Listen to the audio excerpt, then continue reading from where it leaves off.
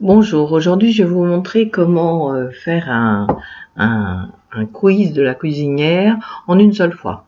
Il y a un autre tuto qui vous montre que si vous voulez le faire en plusieurs fois. Donc vous avez reçu soit dans votre cahier de texte sur l'ENT, soit par la messagerie un lien.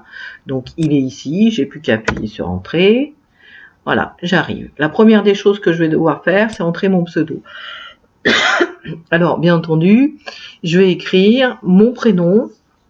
Donc Véronique, et puis admettons qu'il y ait une autre Véronique dans la classe, je vais marquer juste l'initiale de mon nom de famille. Alors moi j'ai un nom double, donc c'est BP, mais bon, voilà.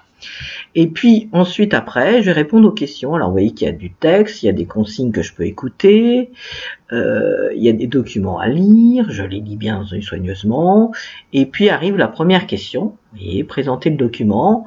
Donc je vais répondre à la première, hein, c'est une carte. Voilà. Et puis ainsi de suite. Alors là, il y a pas mal de questions, il faut répondre, donc on fait attention à l'orthographe. Je vous signale qu'il y a un correcteur orthographique qui est activé sur votre navigateur, qui vous permet de corriger certaines fautes. Voilà. Après, j'arrive à un autre document, on me demande encore de présenter un autre document. Là, il y a du vocabulaire qui m'est expliqué. Et puis là, premier exercice, on me demande de trouver, d'associer les articles à leur contenu. Alors vous voyez, c'est facile, je prends, et puis je vais déplacer, hop, je vais déplacer, voilà, par exemple celui-ci, au hasard. Il y a ensuite des questions. Alors vous voyez que là il y a un petit carré, donc ça veut dire qu'il faut que je coche plusieurs cases, donc je vais en cocher 2 au hasard, voilà.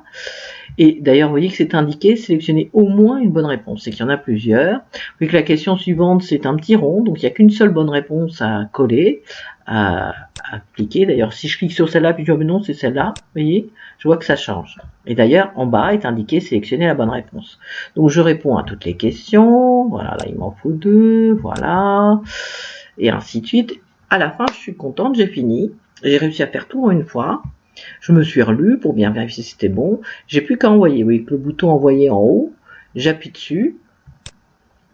Et là, il y a une petite nouveauté par rapport à l'ancienne version. Il me demande de vérifier que j'ai bien respecté les conditions générales d'utilisation. Donc, j'ai pas eu des propos à caractère diffamatoire ou dénigrant les auteurs du quiz, ou les responsables du site, ou incitant à la discrimination, à la haine ou à la violence, ou portant atteinte au respect de la personne humaine ou de la vie privée, ce qui n'est pas le cas. Donc, je coche.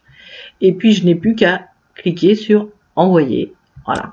Une fois que j'ai cliqué sur envoyer, faites bien attention, on va me donner un code. Alors soit je marque directement le code RKM sur mon cahier ou quelque part. Ce qui est important, c'est de le conserver puisque le professeur ensuite va corriger votre copie et ensuite il diffusera la correction. Donc ça sera individuel et il faudra que vous recliquez sur le lien et que vous entriez cette clé-là.